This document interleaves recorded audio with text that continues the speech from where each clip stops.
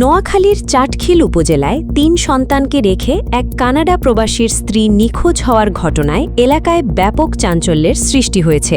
মসজিদে থাকি, সে কিভাবে পারল আমার আম্মুকে নিতে আমাদেরকে রাখে। পরিবারের অভিযোগ, স্থানীয় একটি মসজিদের মুয়াজ্জিনের সঙ্গে পরকীয়া সম্পর্কের জেরে তিনি ঘর ছেড়েছেন। এই ছেলে মেয়েগুলারে রাখি একটা মুয়াজ্জিন হুজুরের সাথে চলে গেছে। এই ঘটনায় চাটখিল থানায় একটি লিখিত অভিযোগ দায়ের করা হয়েছে। অভিযোগ সূত্রে জানা যায়, উপজেলার হাটপুকুরিয়া ঘাটলাবাগ ইউনিয়নের উত্তর নারায়ণপুর গ্রামের বাসিন্দা নিশাত আক্তার স্বামীর বিদেশে অবস্থানের কারণে ৩ সন্তানকে নিয়ে মায়ের বাড়িতে বসবাস করছিলেন।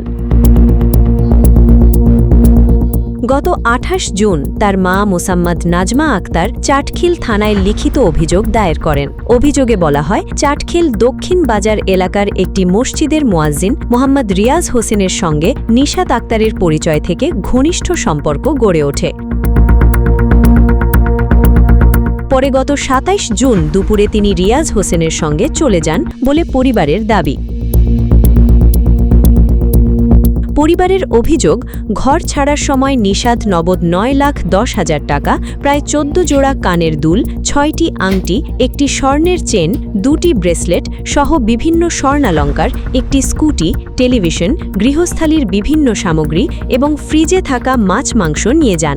যাওয়ার সময় আমার এই 5টা চেইন নিছে, 6টা আংটি নিছে, 5টা চেইন নিছে, 14টা কানের জিনিস নিছে, 2টা ব্রেসলেট নিছে। পরবর্তীতে তার কক্ষ থেকে একটি হলফনামা উদ্ধার হয়েছে বলে পরিবারের দাবি। ওই হলফনামায় নিশাত আক্তার ও রিয়াজ হোসেনের বিবাহের উল্লেখ রয়েছে বলে অভিযোগকারীরা জানিয়েছেন। আমাদের মাসুদ ভাই, আমার জ্যাঠাতো ভাই, উনি কানাডা প্রবাসী, ওনার পরিবার চলে গেছেন। ওনার ৯ লাখ টাকা ক্যাশ টাকা নিয়ে, স্বর্ণ গয়না নিয়ে। আমার মতন মা হইলে এক সন্তানে মাও দিন গেল, এ 2 সুটকি আর 3 সুটকের গলা সুরি দিয়ে গেছে, শুকে লেগে চালাঙ্গে চুল। তবে এ বিষয়ে সংশ্লিষ্টদের বক্তব্য পাওয়া যায়নি এবং দলিলটির সত্যতা স্বাধীনভাবে যাচাই করা সম্ভব হয়নি। চাটখিল থানার ভারপ্রাপ্ত কর্মকর্তা ওসি আব্দুল মুন্নাফ বলেন, এ ঘটনায় একটি লিখিত অভিযোগ পাওয়া গেছে। এখনও কোনো মামলা হয়নি। অভিযোগকারীদের মামলা করার পরামর্শ দেওয়া হয়েছে। বিষয়টি তদন্তাধীন রয়েছে।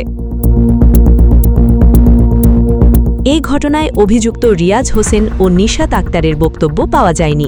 তদন্ত শেষ না হওয়া পর্যন্ত অভিযোগগুলোর সত্যতা সম্পর্কে চূড়ান্তভাবে কিছু বলা সম্ভব নয়।